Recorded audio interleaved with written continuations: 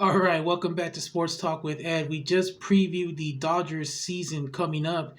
And also for Dodger fans, if you guys want to know more about the Dodgers insiders, you can always locate their YouTube page, Dodgers Insider. They can also follow on Instagram, on Twitter, on Facebook for more information. Now, as promised, we're going to go ahead and preview the Angels season.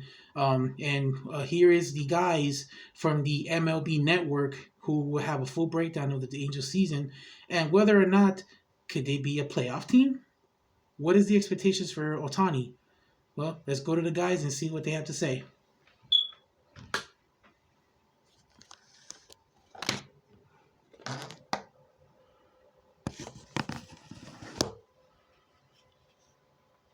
Angels. We'll get a closer look later tonight, MLB tonight as well. But it's interesting for this Angels team, a 73 wins a season ago, but still so much talent and so much potential as they try to make the most of Mike Trout and Shohei Ohtani. With the preview, here's Greg Amsinger and Dan Plesac.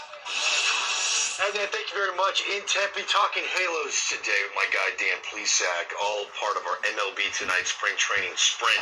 Dan, I'm going to say something. Tell me if I'm over the top. This is the most important season in the history of Angels baseball because if they don't make the playoffs, it could be the end of the Shohei Ohtani era.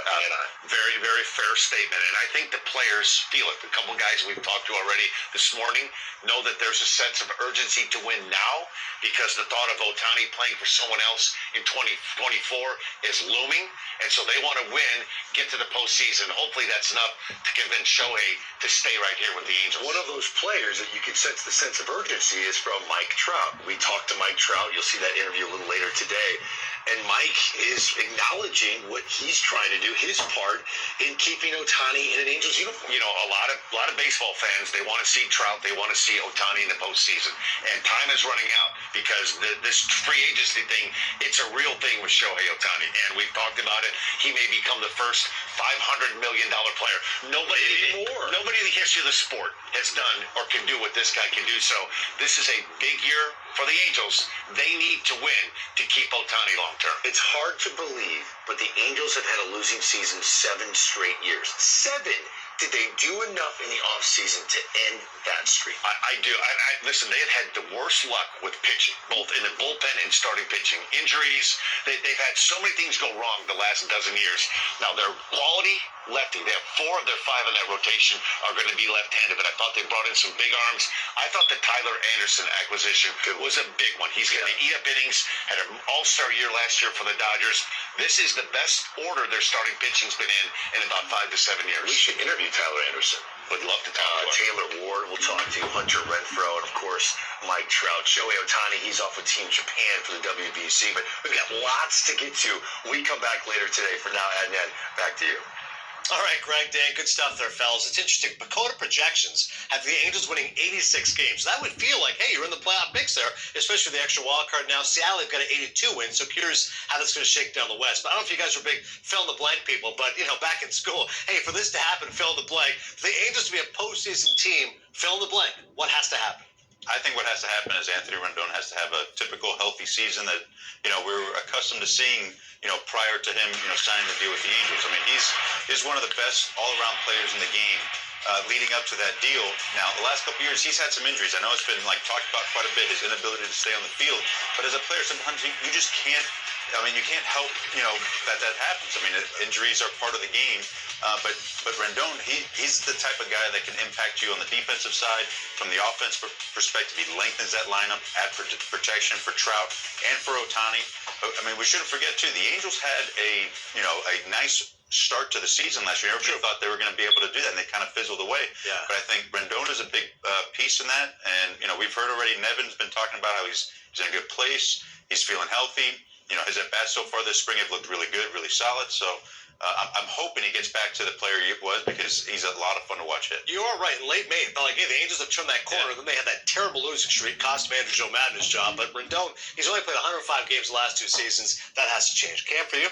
For me, I think they need to change what's in the water. It seems like every year they have 15 to 20 guys going to IL, and that really hurt them. Like DJ Dan stated, the injury bug. But for me, that rotation, they went out and got Tyler Anderson. They've got some question marks in that starting rotation and in the bullpen. You go get Ryan Tepera, you go get Matt Moore to try to add some veteran leadership to that bullpen to help some of those young guys. But for me, it's pitching. I think, when you talk about health, we all assume that this team is going to be healthy. Well, if they're healthy, where are the outs going to come from? So for me, figuring out a way to get big outs in close ball games is going to be the determining factor if they want to get over the hump and get into the playoffs. Like Alex said, I think, this is the year. I think I really like what they have. I like Phil Nevin being there from the jump, having the opportunity to really bond with this team. And they have everything that they need. You just need some guys to have, I think, maybe some, I won't say career years, but some really good years out of that bullpen and that starting rotation. Yeah, take a next step. Absolutely. And you're right for Nevin. First full year now as the guy that helps as well. Believe in him. He understands, how to get the best out of guys, and I think that speaks huge. Every baseball fan wants to see Mike Trout back in the postseason. Only done it once, 2014 against the Royals, went 1 for 12. Speaking of Trout, here he is with Greg and Dan.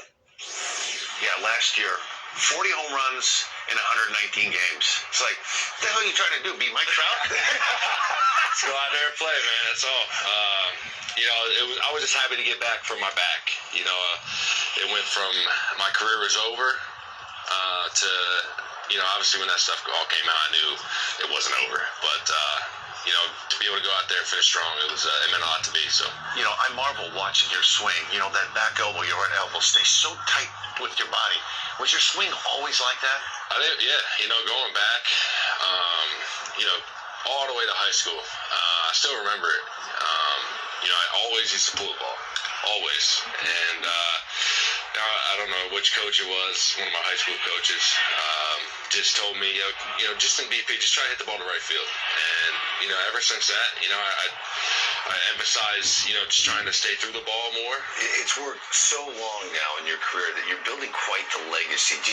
Are you starting now that you're in your 30s? Are you thinking about this Hall of Fame resume that you're putting together? Sometimes, when you see it on social media, and, when you get compared to the greats, it's all great stuff. But, I still love this game. I have so much fun doing it. The numbers are what they're going to be at the end of the year. Like I said, I got to go out there with one mindset. I'm going to tell myself I'm the best player on the field at all times.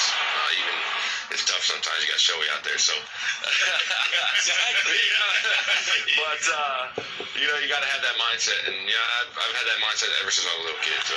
You and Ohtani, that's pretty special. Are you giving slight little recommendations as he enters this walk year that you still love him in an Angels uniform and thinking about the future? Every single day. We got to win this year. I think that'll help, for sure, as a mindset for him. I don't know what he's thinking. I'm not really talking like crazy amount, like his thoughts on his future, but I know he's here now, and he's working hard to, get this team to the playoffs, so.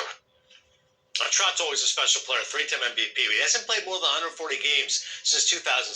I liked his honesty there, Cam. It went from the back injury, my career's over, to no, I can still play. I think he wants to prove to a lot of people this year that he can be healthy and he can post. Without a doubt, he wants to prove to everybody that he still has it. I remember going over there in 2017 and Garrett Richards saying, "Hey, Cam, have you ever seen Trouty play?" And I'm like, "Yeah, of course." He's like, "No, but have you ever been with him every day?" And when you see him every day go about his business, I've never played with a guy more talented, a better teammate. The energy is always where you need it to every day, need to be every day.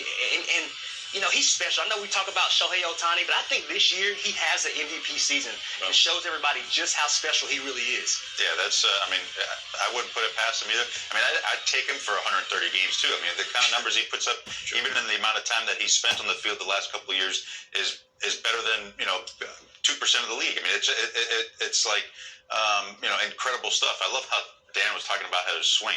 Yeah. Like that, he swings with his abs. That's it's all abs right there. You got to have a good core for that. But he's an incredible player. I remember, him coming up and all the hype about him, and then him living up to it. So that's big. And the other thing too is he's embracing now the expectation that there's urgency here, and that's that comes with the leadership. Six player, by the way, 40 home runs, 120 games or fewer. I used to tell people, that's what it would have looked like if Bo Jackson would have figured it out. Yeah. That's who he looks like, stature, physicality. If he didn't get hurt, that's what we're watching. That type of athlete. No.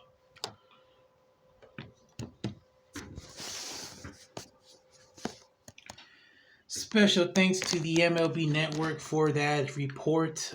Mike Trout did miss most of the 2022 season with a back injury, which many thought that their career was over, but he is coming back. He feels better than ever, and we wish him well. And we hope that the Angels can actually do something. As mentioned before, the guy said Shohei Ohtani might leave the Angels at the end of the season. We just don't know yet. So now we reached the end of the portion of the show today. So we're going to go ahead and recap you on a couple things that's happened today so far. The Lakers beat the Warriors 115-109. Anthony Davis led the way with 39 points. LeBron James did not play due to the foot injury he suffered last week in Dallas on that comeback win. The Lakers are now 31-34, tied closely with the New Orleans Pelicans for that 10th and final spot in the NBA playoffs. Pelicans do not play tonight. The Lakers will be back at Crypto on Tuesday against the Memphis Grizzlies. William Byram in the number 24 Chevrolet won for the first time in the 24 car since 2001. The last driver to win in that car was Jeff Gordon. That was his championship year. He won today after leading 175 laps at Las Vegas. William Byron gets his first win of 2023. The big news that came out of NASCAR was that former champion Chase Elliott is going to be out with several weeks with a leg injury. Xfinity Series driver Josh Berry will fill in for Chase Elliott. He finished 29th in today's race. Elliott suffered an injury after going a successful surgery on a fractured leg that was involved in a snowboarding accident Friday in Colorado. He went under a 3-hour surgery. President of Hendrick Motorsports, Jeff Andrews, said yesterday that Elliott is recovering well and he is expected to be released from the hospital, or has been released from the hospital. But Chase Elliott is going to be filling out for a few weeks of that 9 car. As far as his eligibility for the 2023 playoffs, that is yet to be determined by NASCAR. We do understand that he did fill in some paperwork today, and it was reported that those paperworks were denied. I'd like to thank everybody here for tuning into Sports Talk with Ed today. It was a great show. It was great to be back here behind the mic. I do want to thank everybody who has subscribed and has watched our show here in our 5th episode. I just want to say a happy Sunday to everyone. Enjoy the rest of your weekend. I know a lot of us have to get ready for work tomorrow, get ready for school, but we will be back on the air here again next weekend. Next weekend, we will preview a little bit of the show. We will put some time and talk about the XFL. Do you like it so far or not? And which season was better? The 2020, the current season, or the inaugural 2001 XFL season? Don't forget, guys, tonight the Clippers are in action at Crypto Arena. You can watch that game here on Bally Sports or on the AM 1150 radio network. Check your local listings. Best of luck to them. And again, thanks for Doug and the MLB Network for their inside report on both the Dodgers and the Angels. Congratulations to the Lakers for their win. Thank you for watching today. And until then, we will see you next week.